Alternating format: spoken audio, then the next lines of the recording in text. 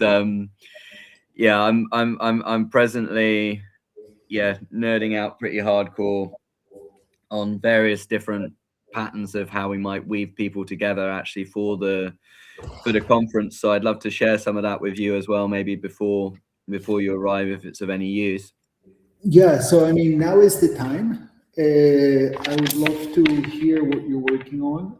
I am working on the coherence company, and what came out of it is, just to give you a reference and then can connect with, is that I need an operating system for 21st century companies.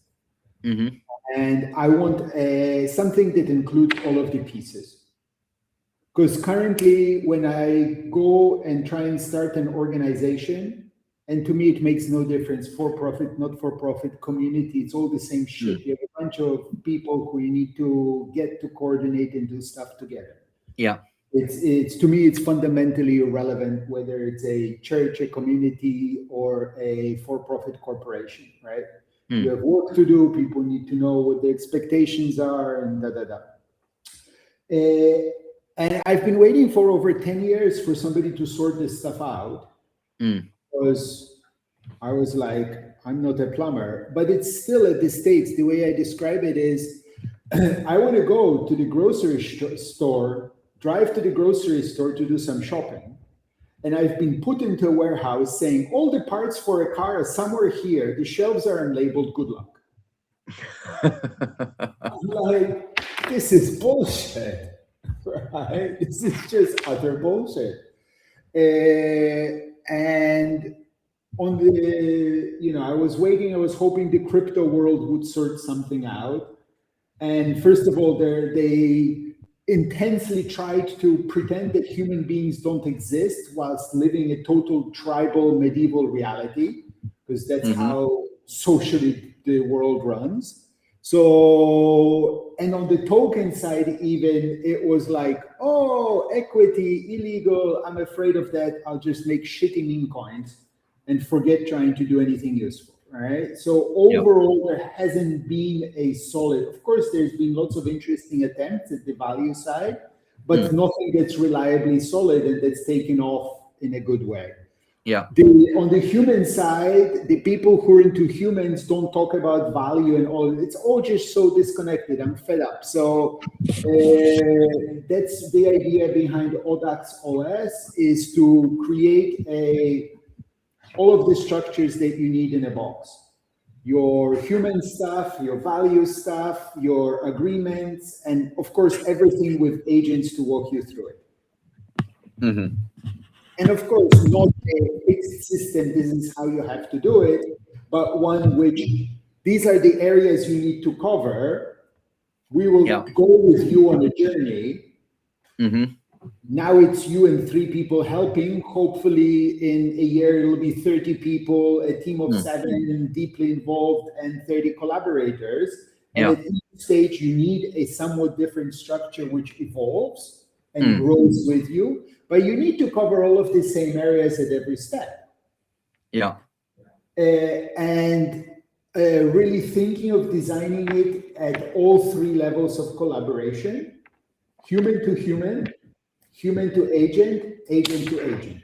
And at all layers of the organization, which means the individual, the team, the organization, the family, the ecosystem.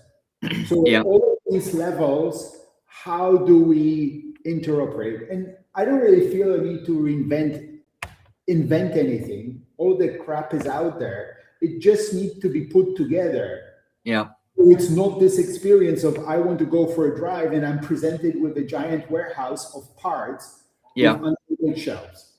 No, that's that's definitely a key element. So I'll explain some of the stuff that I've been looking at that I think kind of fits and is relevant. I mean, part of my issue at the moment is I'm jamming on too many things kind of simultaneously. But I think probably the most relevant elements to what you're doing and the best fit is, I've been looking at so to double click on this kind of values thing also, like what is it that we need to be operating and collaborating at our maximum potential? What is it that we need people to know, and what is it that we need to be receiving in order to be hitting like When you say we, do you Mm. mean humans, agents? I mean humans. I'm looking at the human level at the moment. I mean, then there is the agent and information plugin, but so on a human level, like I have needs. So this is like one of the first things that often seems to be missed in the collaboration discussions I've been having. People have been like looking at feelings and spirituality and like where you sit on the spectrum and ignoring completely like what the material factors are. That somebody needs to just be operating at their highest potential, because if somebody's needs aren't being met, or if they're anxious about their needs not being met, then they're going to come in with that money shadow and various other things that aren't going to allow them to really collaborate and give what they want and be performing at their highest function, because there's always going to be this question. And what I see happen often is people get involved at the start. They have an alignment of values, they have an alignment of ideas, they have an alignment of ideals, they have the emotional feedback and recognition, but at some point fatigue kicks in because you have to just go and earn money in a regular way. So this is one thing that needs to be kind of mapped and understood and clearly communicated. What are your material needs, and how does this project or community meet them in order that So you can really show up and function? I'm going to stop you Mm-hmm. because you're preaching to the choir. Yeah, true. And I want to have that conversation in a context where we're co-creating and writing this stuff down. Yeah. So let's start on it. I'm going to go through Berlin, by the way, the week of June 15th, because I won't be here then. I'll like the time so when we can meet and jam really it will be like I say, I'm coming to Catapult, so I'm going to be landing in Holland. I'll be in Amsterdam till I think maybe the 30th or 31st, and then I fly back to Egypt because I will have been away for a month. But I'll just So, but what I've been doing. So you got needs, you got values. I'll just give you the summary: values, desires, and preferences. So you can call this what you want, and then accessibility of the things that you require. So the idea is really to bring it systemically that you are in. Accessibility is how easy it is for you to get. Does it just flow to you at the moment that you need it or require it? That could also be accessibility of skills or information. So you've got the material, the informational, and the emotional. But just in general, like how easy is it for you to get what it is that you need, that in a way that aligns with your values and preferences? So to take as a case in point, I mean, this is a systemic thing, but food. I need to eat. I prefer to eat like a variety of foods, spicy, etc. Blah blah blah. I like to eat food that aligns with my system of values, so that it's cruelty free, but I still like to eat meat. And that should be accessible to me geographically, that I know where to get it, that it's accessible to me financially, etc. So how you bring these things into the center, I call this the systems ikigai. When you move these things into the center, then it's shut the fuck up and I'll serve this system, because it's a no-brainer. It's or shut the fuck up and take my money, or shut the fuck up and give me money, which is the optimal. All right. So again, I don't have mental bandwidth to go into the details. Yeah. I'm going to be with you at the meta. Yeah. How are you specifying this? How are you going to get this out into the world at scale? Mm-hmm. So at the moment I'm just starting to code it as an onboarding protocol and a way in which people can engage with it. I'm trying to make it as automatic as possible, because also I have profile fatigue. So I'm designing systems that will basically, you can just put one thing about yourself and then it will search, populate the whole thing, create you a profile based on I have a solution to the profile fatigue problem. What's that? I have a solution to the profile fatigue problem. Okay, good. And it's what coherence conversations are about. Yeah. So what you do is you get people, for onboarding people into anything, you need to have them having conversations with other humans. So all you need to do, like here now, right? We have the question at the top, and you get the humans to talk about these questions, and then the AI uses that to synthesize. So your interface into the AI, into the org, is a conversation with another human, like it should be, but you still get the structured output because the AI is great at synthesizing that. Yeah.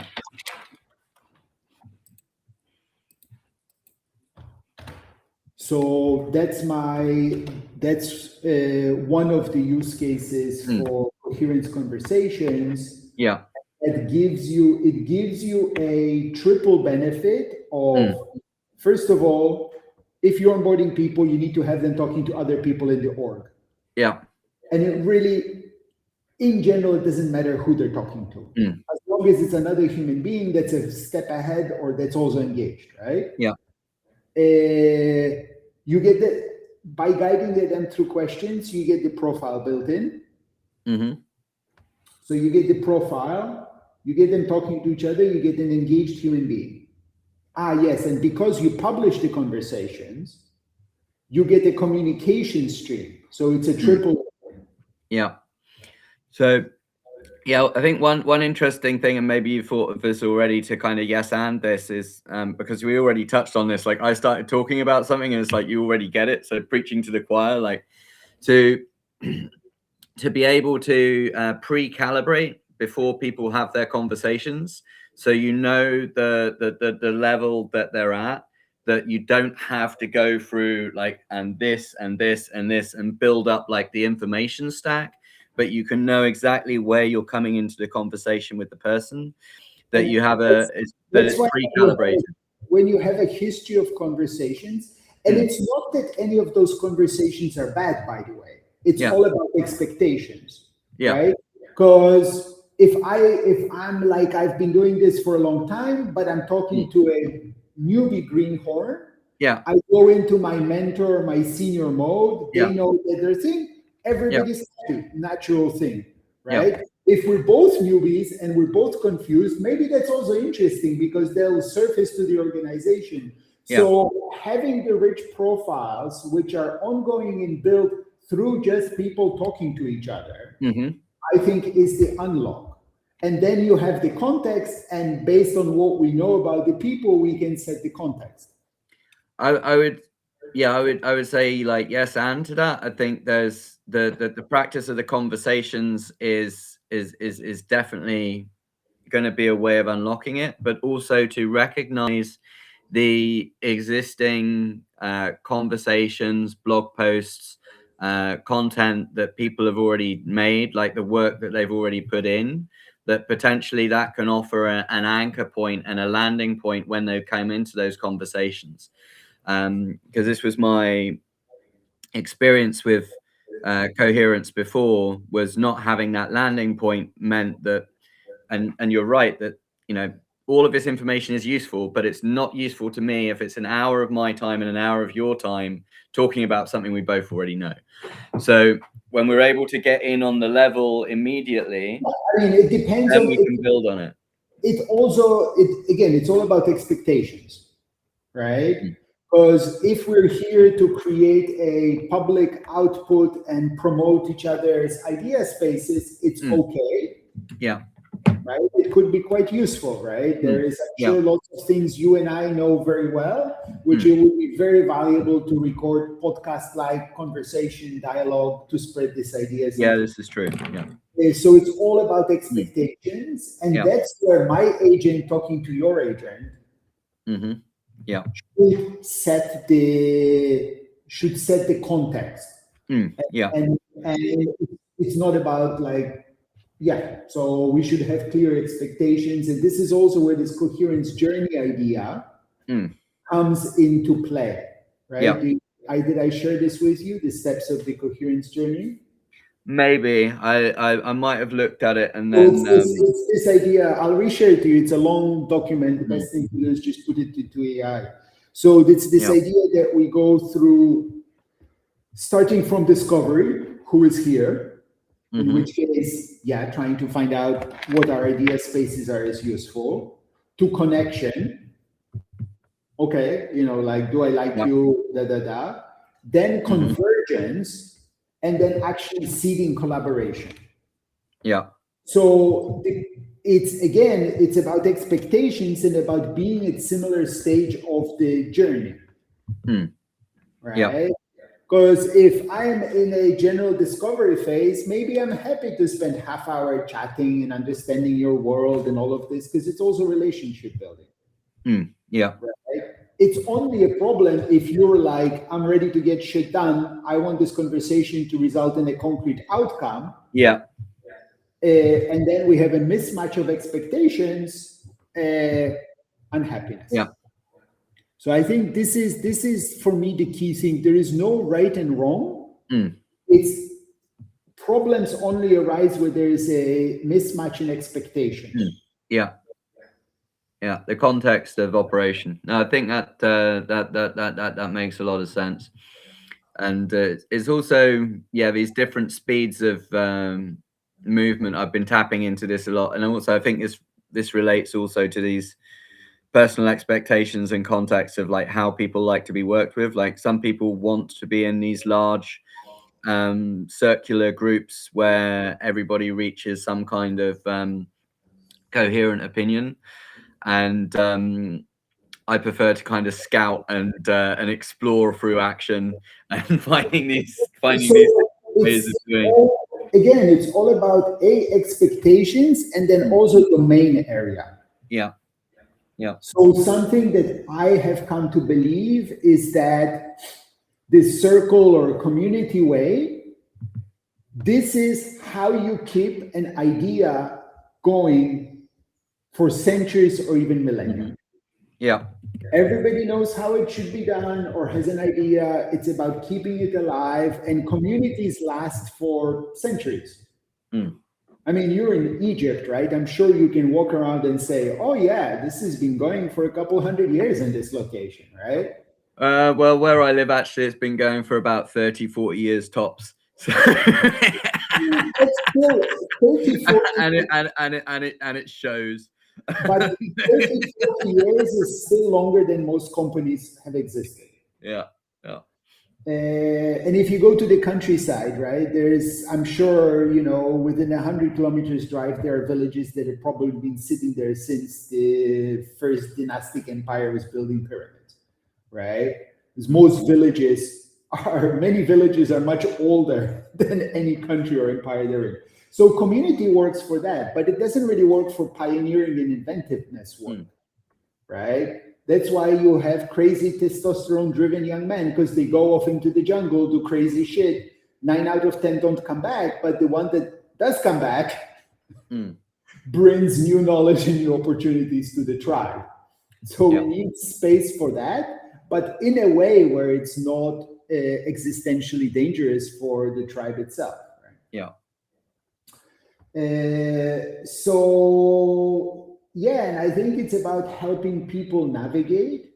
So going back to the overall idea space, we'll talk more, and I want to hear how you're thinking about capturing it. But I really think, like, we've been having these conversations. I've been in this space for 12 years.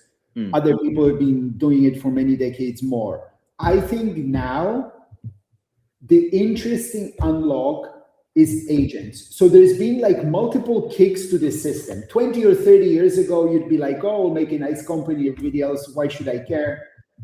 Things work the way they do now. First was remote work. Yeah. Remote work requires people to be intrinsically motivated, and then all of the things of connecting with purpose, all of those things work. Then there is fractional. More and more people work on multiple projects, often across multiple works, working fractionally. Changes the requirements again. And now I think the final kick to the rusty bucket of 19th century organizational forms is agents. And really figure out how humans and agents collaborate effectively and how agents to agents collaborate. And the smart people at the leading edge of AI are talking it's not about AI, it's about reinventing your whole organization in a way that the processes make sense.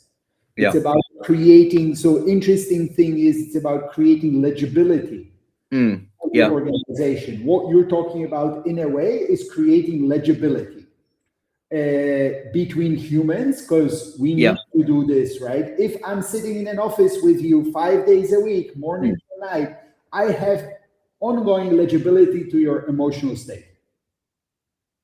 I don't need to think about it. I just look across the desk and I see, oh, Jay is having a bad week. I'll come by and see what's up. Yeah. I mean, you'd hope that happens, but I suspect that a lot of people just don't even be able to read that. Look, the world is full of pathology. At the same time, I have that option and opportunity, and I know when it has happened in healthy organizations, and the possibility is there. In remote work, if I see you for 1 hour every week or every 2 weeks, my natural gut reaction, if you're miserable in the meeting, is Jay is pissed off at me. Why doesn't he like me? Or why is he such an asshole?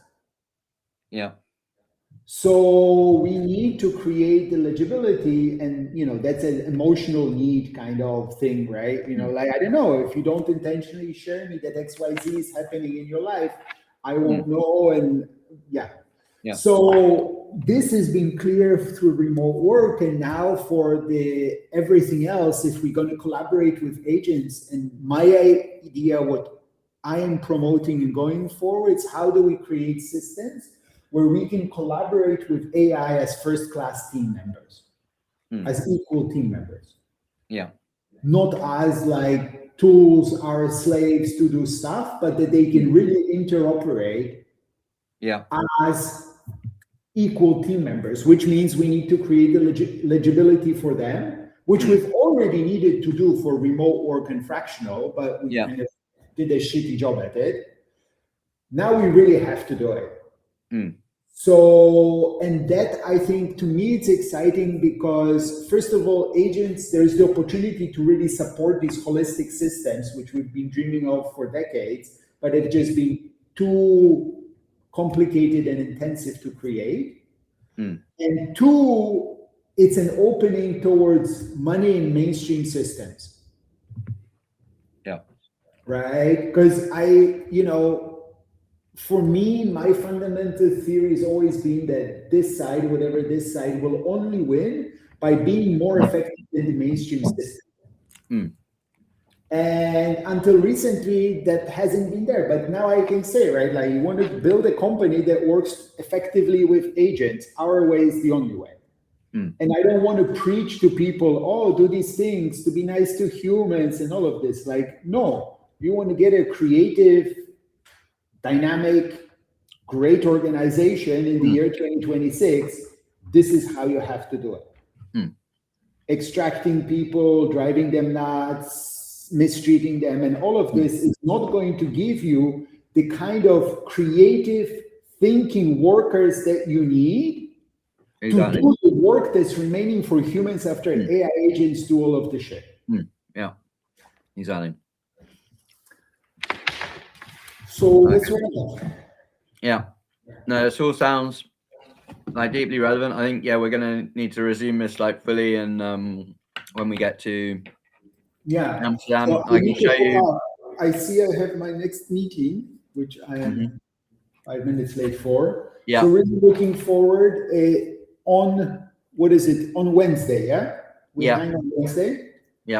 And I can send you some of the stuff that I'm working on now if you're interested to access it before, because what I'm looking to do is I'm developing these agent dashboards that you can see who to talk to at the conference. So it kind of filters according to values, interests, sense of purpose, and finds the people you should be speaking to. I'm very interested how you've developed that, because then maybe we can not for next week, but for the one after, we can connect it to what, because we need to develop this for coherence conversations as well. Also, did you join ARC? Arc. No, I don't think I joined Arc. I'm kind of casually building a group of people having conversations around how to use AI.